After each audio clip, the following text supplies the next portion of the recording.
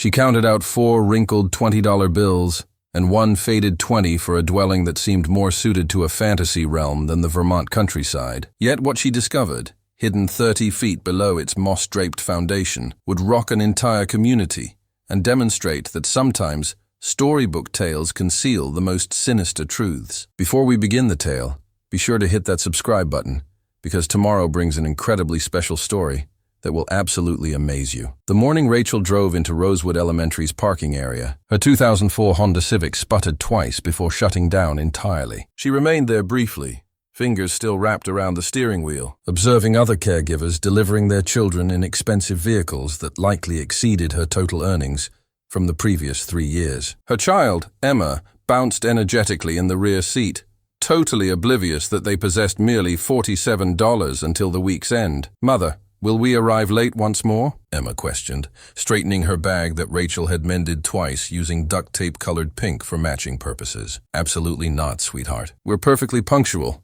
Rachel manufactured a grin and assisted her outside, observing as Emma sprinted toward the building entrance, her pre-owned footwear making slapping sounds on the asphalt. The vehicle would need to be postponed. All matters would require postponement. They consistently did. 3 hours afterward, Rachel positioned herself at her dining area table. If one could describe a folding table from Goodwill as a dining area table, browsing through property advertisements on her mobile device. Not due to any purchasing power, but because occasionally fantasizing carried no expense. She sorted by cost, smallest amounts initially, anticipating the typical repossessed properties and vacant parcels. Yet there it appeared, situated among a charred barn skeleton and a marshy plot, distinctive Hobbit-inspired dwelling, $100 in current condition. She selected it, convinced it represented a typing error. The solitary photograph displayed what resembled an entrance constructed into a slope, circular and green, featuring a round window. The details were minimal. 3-acre forested parcel, distinctive subterranean residence, no examinations, currency exclusively, genuine interest exclusively. Rachel gazed at the display. $100. She possessed that amount scarcely, yet she possessed it. The property owner had previously slipped the subsequent removal notification beneath her entrance that very morning. The pink document rested on the surface like a ticking clock. 7 days for payment or departure. 7 days before she and Emma would be residing in her vehicle, assuming she could make it operational once more. She contacted the displayed number, her digits shaking. It rang a single time, twice. Yeah, the tone was coarse, exhausted, as though it had abandoned courtesy years previously. "I'm inquiring regarding the property advertisement, the one priced at $100. Quietness, then laughter resembling a cough. "You're being serious?" "Affirmative. It's not a conventional dwelling. I concluded that from the photograph. No amenities, no power, no plumbing. It's been deserted for 23 years. Rachel surveyed her present residence. The power had been disconnected twice during this year. The heated water functioned when it chose to. That's acceptable. Another interval. "When are you able to examine it?" "What about immediately?" The gentleman, who reluctantly revealed himself as Harold, provided her instructions to a location 45 minutes northward from Burlington. No residential designation, merely reference points. Beyond the aged Miller property, leftward at the lightning-damaged oak. Pursue the unpaved path until it concluded. Rachel retrieved Emma prematurely from the educational facility, stating a medical consultation. The administrative assistant provided her the identical expression she consistently did: sympathy combined with criticism. Rachel had become accustomed to those expressions. "Where are we traveling, Mother?" Emma questioned as they journeyed northward. "The Civic miraculously functioning for once. On an expedition similar to in the tales, precisely similar to in the tales. The unpaved path materialized precisely where Harold indicated it would, scarcely noticeable between overgrown maple trees. Rachel's vehicle objected to every depression, every stone, yet she continued forward. The trees expanded more densely, their limbs forming a passageway of green. Daylight penetrated through in sections, moving across the front glass. Then they observed it. Emma inhaled sharply. "Mother, it's a magical dwelling." Constructed into the hillside, precisely matching the photograph, stood a flawlessly circular green entrance with brass fixtures. A circular window positioned in its middle, the glass cloudy with years. Moss blanketed the slope like a covering, and untamed flowers developed in disorderly groupings surrounding the entryway. It resembled something from a children's book, something that shouldn't materialize in Vermont or anywhere in the actual world. Harold awaited by the entrance, a gentleman in his 70s with distrustful eyes and hands that continuously shifted from his compartments to his keys to the edge of his John Deere hat. "You transported a child," he stated. "This is Emma. Emma, greet Mr. Harold." Emma gestured timidly, still captivated by the dwelling. Harold grunted. "Let's conclude this matter." He retrieved an aged key, brass matching the fixtures, and inserted it into the mechanism. The device objected, clicking and scraping, before ultimately yielding. The entrance pivoted inward on noiseless fixtures. The scent struck them initially, soil and years, and something additional, something pleasant like aged timber. Harold activated a flashlight and guided them interior. The entryway revealed a circular space with an arched ceiling. Tree roots interwove through the earthen barriers like nature's construction. The surface was composed of arranged stones, smoothed by decades. Toward the left, an archway guided to what could have been a cooking area. Toward the right, another corridor vanished into obscurity. "Constructed in 1958, Harold stated, his tone reverberating strangely. "Individual named Theodore Bramblewood, somewhat of an eccentric. Invested 3 years excavating this location by manual labor. Claimed he desired to reside like the Hobbits in those publications." Emma tugged on Rachel's hand. "It's enchanted, Mother," Rachel couldn't dispute. Despite the particles and desertion, despite the sensible voice in her thoughts listing all the justifications this was irrational, the location felt distinctive, protected even. What occurred to him? "Theodore?" Rachel questioned. Harold lifted his shoulders. "Vanished in 79. Simply disappeared. Abandoned everything behind. Property's been entangled in legal complications ever since. Eventually resolved for purchase last month. They investigated further. The cooking area possessed a timber-combusting furnace constructed into the barrier, shelving carved immediately from the soil. A slender corridor guided to 2 modest sleeping chambers, equally circular, equally carved from the slope itself. The washing facility was basic, essentially an outdoor facility accessed through a rear corridor. "Water originates from a shaft exterior," Harold clarified. "There's a manual device. Likely requires maintenance." Rachel performed the calculations. No rental payment, no power charges, no water charges. Simply property assessments, which on a $100 dwelling would be essentially nothing. They could endure here. "Beyond endure, possibly. Why so inexpensive?" she questioned. Harold moved uncomfortably. "Look, woman, I've been attempting to dispose of this location for 2 years. Nobody desires it. Too peculiar, too isolated, too much effort.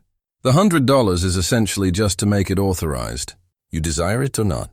Rachel glanced at Emma, who had located a circular window and was examining out at the woodland beyond, her features illuminated with amazement. "We'll accept it." The exchange occurred in Harold's vehicle. Rachel tallied out 520s, her crisis funding, her final protection barrier. Harold tallied it twice, then transferred her a manila container. Documentation's in there. Property boundaries, assessment details, keys, yours. He hesitated at his vehicle entrance. "One additional matter. Theodore, he was continuously excavating, possessed this concept about the slope, some variety of geological something. You could locate openings here and there. Be cautious." Then he had departed, his vehicle vanishing down the unpaved path, abandoning Rachel and Emma solitary with their new dwelling. "Can we genuinely reside here?" Emma murmured. Rachel positioned herself beside her child. "It's going to be distinct. No television, no microwave appliance. We'll need to warm water on the furnace and study by candle illumination. Like Laura in Little House on the Prairie? Precisely like that." Emma threw her limbs around Rachel's neck. "It's flawless." They invested the remainder of the day investigating. Rachel created a mental catalog. Sanitation materials, candles, batteries, non-perishable nourishment. They'd need to be imaginative, resourceful, yet they'd been accomplishing that for years previously. As the sun started to descend, coloring the woodland in tones of gold and amber, they positioned on the slope above their new dwelling. The circular green entrance appeared even more enchanted in the diminishing illumination. "Mother," Emma stated, "what if there are hidden corridors?" Rachel grinned. "Then we'll locate them." They relocated the following Saturday. It required 3 journeys in the Civic to move their limited belongings. Rachel had disposed of everything that wouldn't accommodate or wasn't essential. The television, the microwave appliance, the coffee apparatus, it all departed. What remained occupied scarcely half of one space. Emma immediately secured the smaller sleeping chamber, thrilled that her bed accommodated flawlessly against the curved barrier. Rachel acquired the larger space, though larger was comparative. Both spaces were intimate in the manner that compact areas can be when they're yours. The initial night, they consumed peanut butter sandwiches by candle illumination, positioning on cushions in the main space. Emma had located an aged publication on one of the earthen shelving units, The Hobbit, suitably enough, and Rachel recited audibly until Emma's eyes developed heavy. "I adore our Hobbit dwelling," Emma whispered as Rachel secured her in, "me equally." Sweetheart, yet slumber didn't arrive easily for Rachel that night. Every sound was novel. The adjusting of soil, the murmur of wind through invisible openings, the scampering of small creatures in the barriers. She rested on her bedding on the surface, gazing at the root-interwoven ceiling, questioning if she'd made a dreadful error. Then she recalled the removal notification, the disconnection alerts, the persistent fear of not possessing enough. Here, at minimum, they possessed shelter. Here they possessed an opportunity. She must have drowsed because she awakened suddenly to a sound that didn't belong, not the creak of adjusting soil or the movement of animals. This was cadenced, intentional, like respiration, yet not quite. Rachel positioned up, attending. The sound originated from below, somewhere underneath the stone surface. Likely the wind through some opening in the base, she told herself. Aged locations made peculiar noises. She'd acquire them all eventually. The following morning introduced new difficulties. The manual device exterior functioned scarcely, generating brown water that progressively ran more transparent. Rachel heated it regardless, just for safety. The timber-combusting furnace required 6 efforts to ignite. Yet once it secured, it occupied the cooking area with warmth. Emma adjusted like she'd been created for it. She gathered kindling, assisted transporting water, and converted every task into an activity. They were settlers, she proclaimed.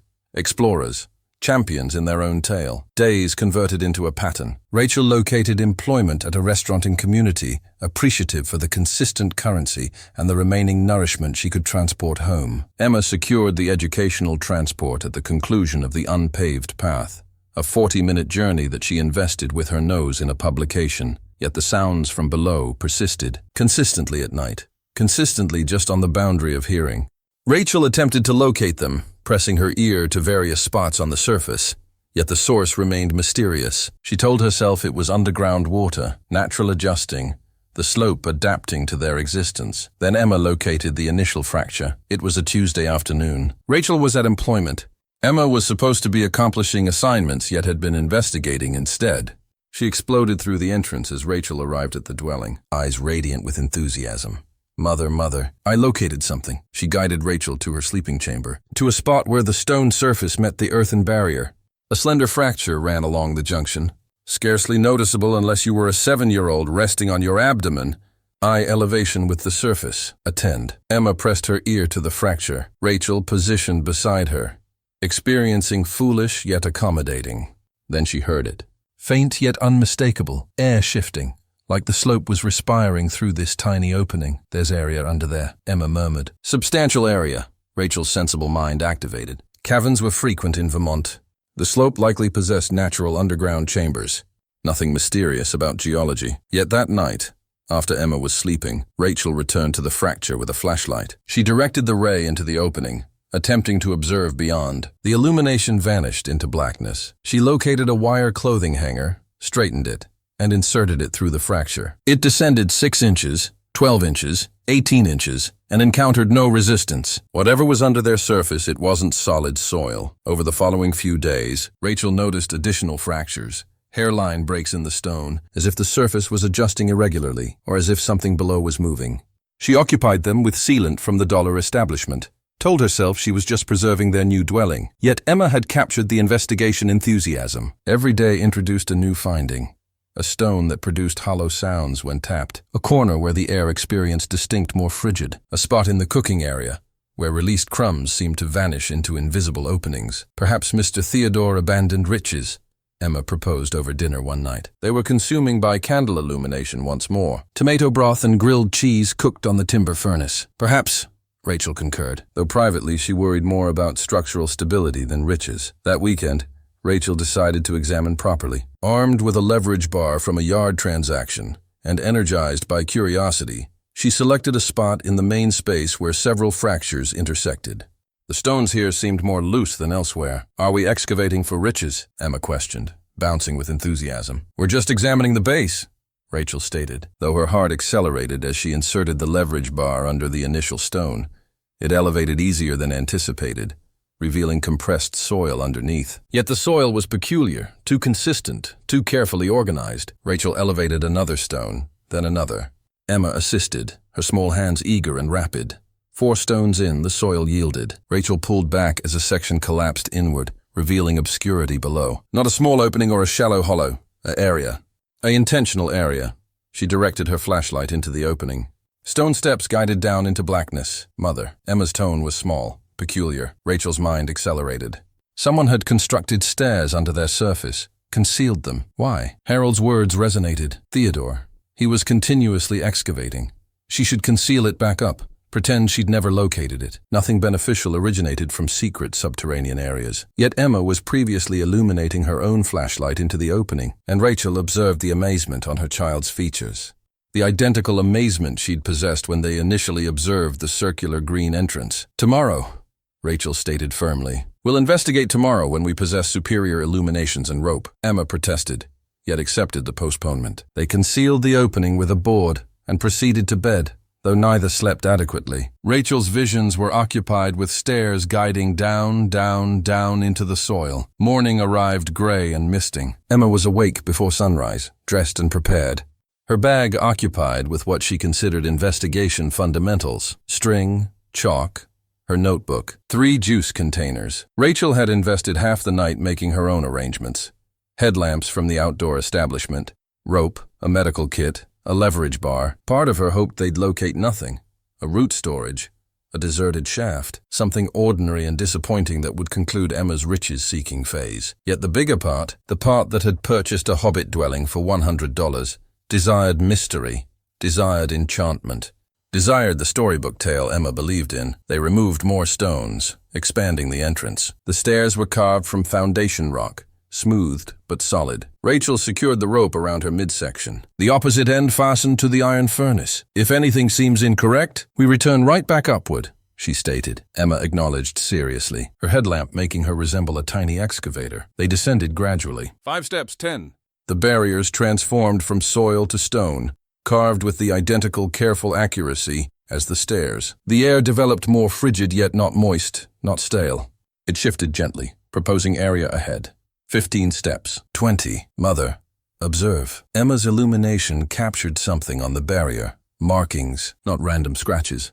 Yet intentional symbols, letters possibly, though not in any alphabet Rachel identified. They continued proceeding. 25 steps. 30. The stairs concluded at a timber entrance. It shouldn't have been there. Nothing timber should have endured decades subterranean.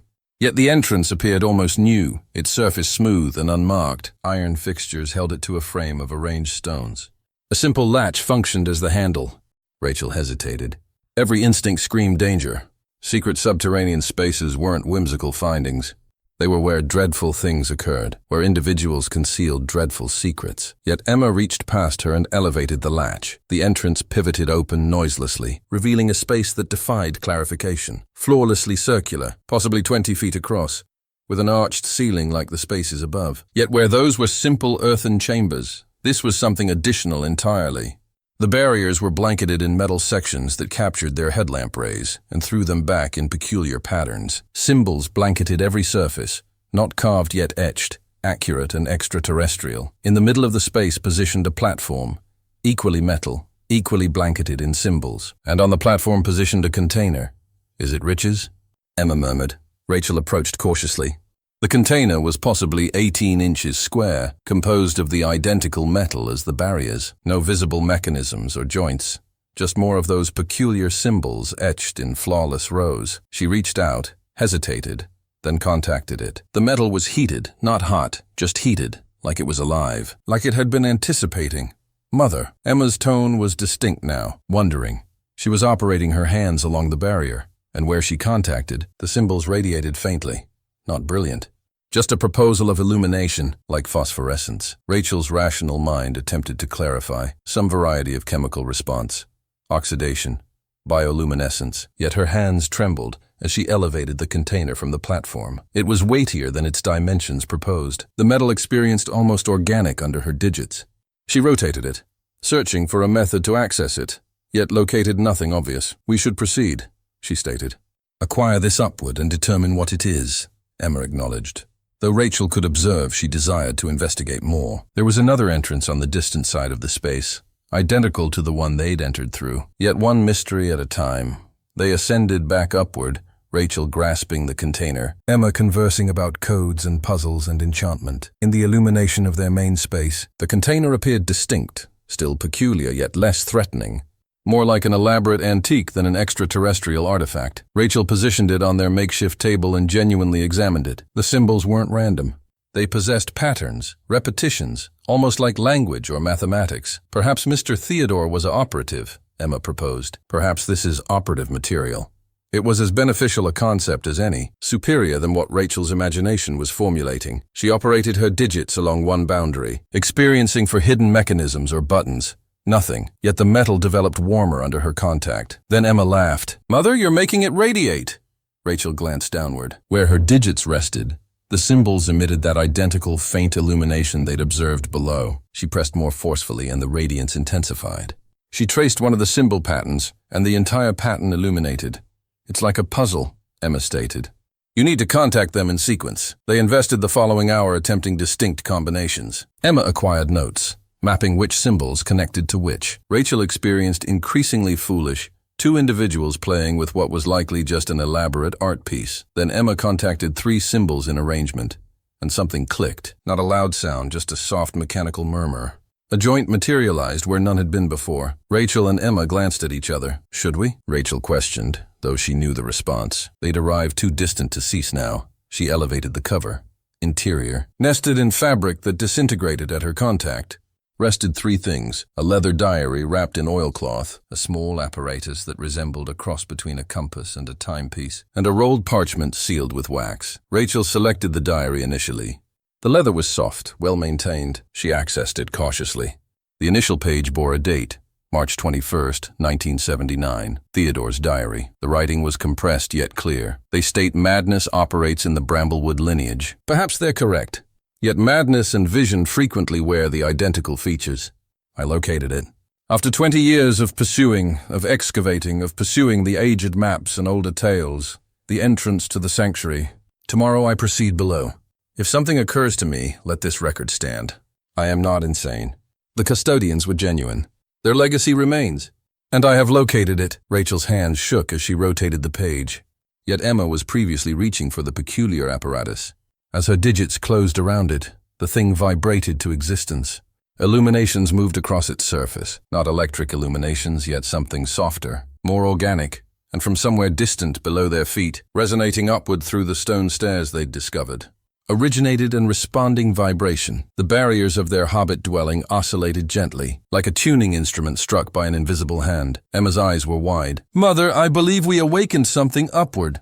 The vibrating expanded stronger, and Rachel realized with a combination of terror and amazement that their $100 dwelling was about to reveal why it had genuinely been deserted. Theodore Bramblewood hadn't vanished. He'd located something. And now they'd located it equally. The container in her hands developed heated once more, and the symbols started to pulse in a cadence that matched the vibrating from below. Whatever rested underneath their Hobbit dwelling, whatever Theodore had discovered, it was no longer sleeping. It was anticipating them to return down. The vibrating persisted through the night, a low oscillation that seemed to originate from the soil itself. Rachel rested awake. Theodore's diary grasped to her chest, while Emma slept restlessly beside her. They'd relocated Emma's bedding into Rachel's space, neither desiring to be solitary with whatever they'd awakened. By morning, the vibrating had diminished to a murmur, yet the dwelling experienced distinct, energized, like the air before a thunderstorm. Rachel created breakfast on the timber furnace, attempting to preserve normality, yet her hands trembled as she flipped pancakes. "Are we returning down today?" Emma questioned, syrup trickling down her chin. Rachel had invested half the night studying Theodore's diary. His entries started rational, methodical, describing geological surveys and local legends. Yet as the pages advanced, his writing became frantic, occupied with references to custodians and sanctuaries and mathematical equations that pained to examine. "We need to comprehend what we're managing with initially," Rachel stated. Yet the apparatus Emma had contacted, Theodore designated it a resonance key in his notes, positioned on their table, pulsing with that peculiar organic illumination. And the sounds from below had transformed. What had once been random creaks and murmurs now possessed cadence, pattern, purpose. That afternoon, while Emma was at the educational facility, Rachel returned to the subterranean space. She transported proper equipment this occasion: a camping lantern, tools, a camera. The stairs experienced distinct in daylight, less threatening, yet more genuine. This wasn't a vision or a storybook tale. This was genuinely occurring. The circular space appeared precisely as they'd abandoned it, except for one thing. The symbols on the barriers were radiating faintly, all of them, forming patterns that moved like living things, and the subsequent entrance, the one they hadn't accessed, displayed a fracture of illumination at its boundaries. Rachel approached it gradually. The latch was identical to the initial entrance. Simple iron. She elevated it. The entrance accessed onto a corridor carved from solid rock. Yet this wasn't rough excavation work. The barriers were smooth as glass, encountering at flawless angles. Illumination originated from everywhere and nowhere, a soft illumination that seemed to emanate from the stone itself. She proceeded forward, her footsteps resonating strangely. 20 feet, 50. The corridor curved gently, spiraling more profound into the slope. Side corridors branched off. Yet Rachel maintained to the main route. Theodore's diary had referenced becoming lost in the labyrinth below, investing days locating his method back. Then the corridor expanded, and Rachel forgot how to respire. The chamber was extensive, impossibly extensive. The ceiling vanished into obscurity despite the peculiar ambient illumination, and blanketing every visible surface, barriers, surface, carved supports, were shelving units. Thousands upon thousands of shelving units extending back into shadows. Yet it wasn't publications they held. Rachel stepped nearer to the nearest shelving unit, her illumination capturing on metal and crystal, apparatuses, artifacts, objects that possessed no designation because they belonged to no civilization she identified. Some were clearly technological, circuits and mechanisms in impossible configurations. Others seemed organic, pulsing with the identical inner illumination as the resonance key. She selected the nearest object, a sphere of interlocking rings that started to rotate at her contact. Interior, suspended in what resembled liquid illumination, symbols flowed like living text. She positioned it downward rapidly, afraid of what additional she could activate. A platform near the entrance held something familiar, another diary. Yet this one was ancient, the leather fractured, the pages fragile. The writing wasn't Theodore's. It wasn't even English. Yet as Rachel gazed at the symbols, they seemed to move, reorganize, become almost understandable. The final archive of the custodians, she recited audibly, though she couldn't clarify how she was interpreting it. Maintained against the approaching obscurity, let those who locate it demonstrate worthy of the inheritance. Her mobile device vibrated. 3 o'clock. Emma would be at the dwelling soon. Rachel operated through the corridor, upward the stairs, concealing the entrance just as the educational transport rumbled upward the unpaved path. She encountered Emma at the entrance, attempting to appear normal, failing entirely. "You descended without me," Emma accused, interpreting her features instantly. "Just a rapid examination. What did you locate?" Rachel positioned beside her child. "How did you clarify the impossible? How did you inform a 7-year-old that everything they thought they understood about the world was incomplete?" "I located responses," she stated finally. "And a lot more questions." They descended together after dinner. Rachel had created regulations. Remain together. Contact nothing without authorization. Back upward at the initial indication of danger. Yet Emma's enthusiasm was infectious. This was superior than any storybook tale. The archive chamber struck Emma like a physical force. She rotated in circles, attempting to acquire it all in, her illumination moving across mysteries that had anticipated decades, possibly centuries, to be located. "It's like a museum," she respired. "Yet, for extraterrestrials. We don't understand its extraterrestrials," Rachel stated automatically, though what other clarification was there? The technology, the magnitude, the impossible physics of an area this substantial existing inside a slope that shouldn't be capable to accommodate it. They investigated methodically. The shelving units were organized, Rachel realized, grouped by function possibly or origin. One section held exclusively crystalline objects that vibrated with harmonics when approached. Another contained what resembled weapons, rods and spheres that radiated menace even in inactivity.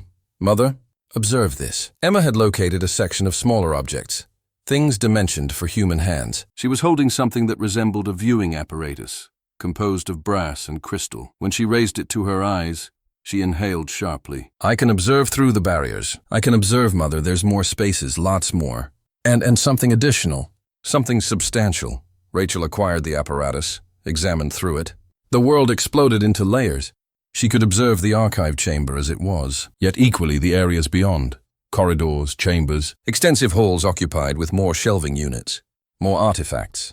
And underneath it all, at the very core of the slope, something that pulsed with illumination, excessively brilliant to perceive clearly. The core of the sanctuary, she murmured, recalling Theodore's words. That's when they heard the footsteps, not the random adjusting of soil or the scampering of animals. Clear, intentional footsteps originating from one of the side corridors. Rachel grasped Emma, pulling her behind a support. The footsteps developed nearer, accompanied by a sound like murmured conversation. A figure materialized from the shadows, tall, slender, wearing garments that could have been fashionable in the 1970s. The gentleman shifted stiffly as if out of practice. His hair was white, wild, his beard reaching nearly to his midsection. He ceased at the platform, operating his digits over the ancient diary. When he spoke, his tone was rusty, unused. I questioned when someone would arrive.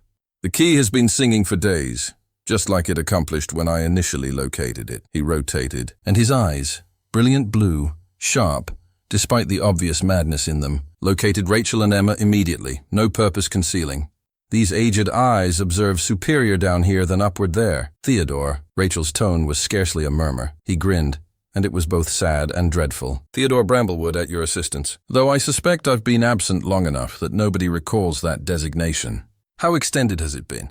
The seasons combined together down here. It's 2024. You've been absent for 45 years. Something flickered in his eyes. Pain, possibly, or relief. 45 years. Affirmative, that produces accurate sense. Time shifts strangely in the profound locations. He studied them. Are you the new proprietors, then, of my little Hobbit dwelling? Emma peeked out from behind Rachel. We purchased it for $100.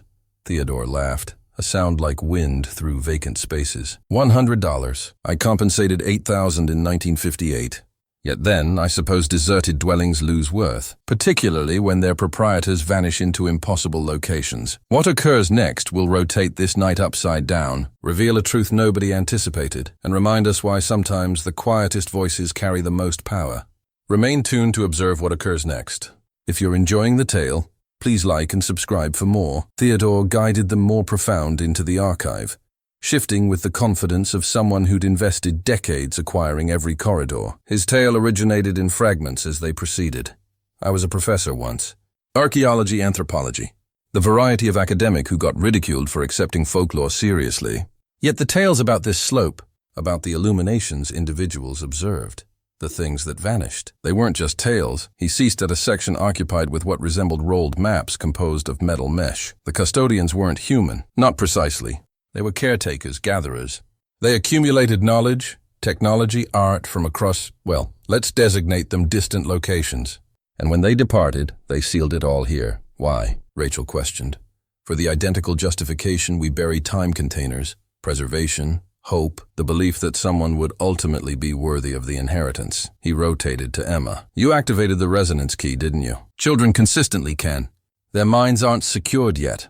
Aren't secured into narrow definitions of possible, Emma acknowledged proudly. It was heated. The custodians constructed their mechanisms to identify potential, not age. Wisdom, they believed, could originate from anyone. Theodore pulled one of the metal maps from its shelving unit, unrolling it with practiced ease. The surface originated alive with three-dimensional representations of star systems Rachel didn't identify. This is what shattered me, he stated quietly. The magnitude of it. The proof that we're not solitary, have never been solitary. That Earth was just one stop on a circuit that extended. He gestured helplessly at the map. I arrived down here to study. Days became weeks. Weeks became years. The archive provides, you observe. Nourishment, water, air, all generated by technologies I still don't comprehend. I didn't need to depart. And after a while I couldn't. Couldn't? Rachel experienced a chill that possessed nothing to accomplish with temperature. Theodore grinned sadly. The human mind isn't meant to hold this much truth. Every artifact I contacted, every record I decoded, added weight, gravity. I believe I comprehended too much to accommodate back into the world above. So I remained, a voluntary prisoner, an insane monk in an impossible monastery. He guided them to another chamber, this one occupied with crystalline cylinders that reached from surface to ceiling. Interior each, suspended in some variety of stasis field, were objects of breathtaking beauty, sculptures that defied geometry, paintings that shifted and respired, musical instruments anticipating hands that could never arrive. The cultural archive? Theodore clarified. Art from 100 worlds, possibly 1,000. I ceased tallying. Rachel's mind reeled. This wasn't just a finding. This was everything. Proof of extraterrestrial existence, technologies that could transform civilization, knowledge that could respond humanity's oldest questions. And it was positioning under a slope in Vermont, protected by nothing yet an aged timber entrance and a century of desertion. We need to inform someone, she stated. The authorities, scientists. This belongs to the world. Theodore's laugh was bitter. I thought that equally for about a year. Then I realized what would occur. Governments, corporations, weapons producers. They'd tear this location apart, classify what they couldn't monetize, weaponize what they couldn't comprehend. The custodians didn't maintain this for that. They maintained it for individuals who could appreciate amazement without requiring to possess it. Emma had wandered to a nearby container, positioning on tiptoes to examine interior. Mother, this one's vibrating. Interior, the container positioned a crown, or something like a crown. Circlets of metal that floated independently, orbiting around a central point that sparked with contained lightning. It was beautiful and dreadful, and clearly not meant for human heads. The regalia of thought, Theodore stated. I attempted it on once. Invested 3 days recovering. It displays you everything, every connection, every possibility, the weight of infinite futures pressing downward on a single present. I don't recommend it. They persisted through the archives for what experienced like hours. Each space revealed new impossibilities, a library of publications that wrote themselves, updating with knowledge as it was discovered somewhere in the universe. A garden of crystalline trees that bore fruit composed of condensed illumination. A pool of liquid that reflected not your features yet your potential, all the individuals you could have been. And through it all, Theodore narrated with the passion of the professor he'd once been, combined with the madness of decades invested solitary with miracles. The mathematical proofs are the worst, he stated, displaying them as space occupied with floating equations. They prove things that shouldn't be provable. The existence of souls, the mechanics of consciousness, the formula for love and hate and hope. Once you observe the mathematics behind reality, reality becomes thin. Rachel observed Emma absorb it all with the resilience of childhood. Where Rachel observed world-shattering revelations, Emma observed wonders. Where Rachel experienced the weight of responsibility, Emma experienced exclusively joy. Possibly that's why the custodians constructed their mechanisms to identify children. They could carry truth without being crushed by it. Finally, Theodore guided them to an entrance distinct from the others. This one was sealed with multiple mechanisms, each requiring a distinct key. He retrieved them from his compartments. He'd been carrying them for decades, Rachel realized, anticipating. This is why I remained, he stated. Not just the knowledge, not just the madness, yet this. The entrance accessed onto a vault, and interior the vault, positioned in neat rows, organized with the identical extraterrestrial accuracy as everything additional, was wealth beyond comprehension, not currency. Currency would have been ordinary. This was raw worth. Gold in forms that had never observed Earth. Gems that captured and held illumination like living things. Metals that defied the periodic table. Substances that could exclusively be designated riches because no other word accommodated. The custodians were traders as well as gatherers, Theodore clarified.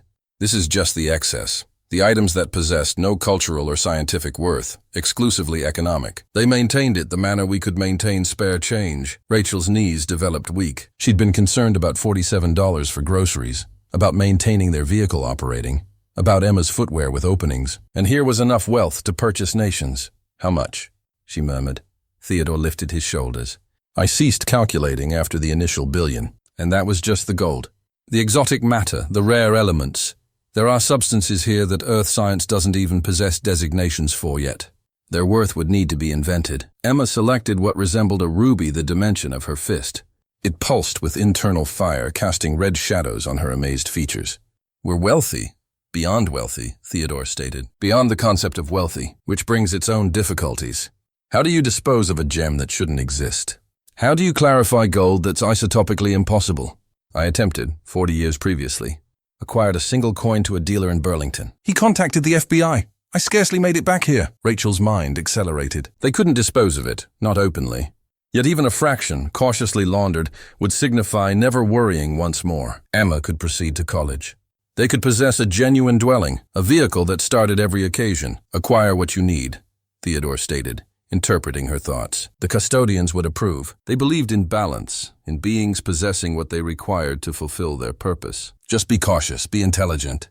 The world above isn't prepared for what's down here. They occupied Emma's bag with small gems, easily concealed, coins, things that could qualify for earth riches if you didn't examine too closely. It experienced like stealing from a museum, yet Theodore assured them it was their right.